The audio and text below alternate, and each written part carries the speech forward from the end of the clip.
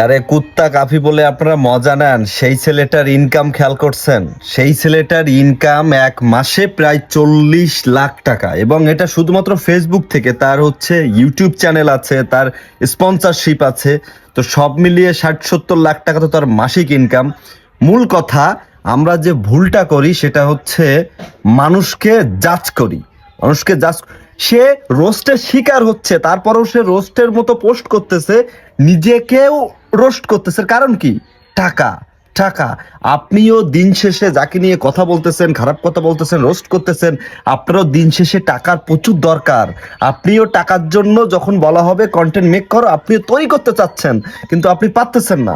ভাই, যে যেভাবে পারতেছে টাকা আর্ন করতেছে, এখন ভালো খারাপ দিক থাকবে। এখন বাংলাদেশে যত বেশি আন্দোলন হবে তত বেশি কাফির লাভ, ঠিক আছে? সেটা তার একটা ক্যাটাগরি।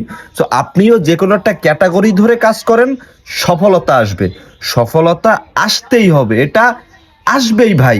শুধুমাত্র আপনাকে একটা রুলসে, একটা ক্যাটাগরিতে কাজ করতে হবে। কাজ করুন, সফল হন। দেশের উন্নয়ন হোক আপনার টাকায়, আপনার টাকায় আপনার সংসারের উন্নয়ন হোক। Bye bye.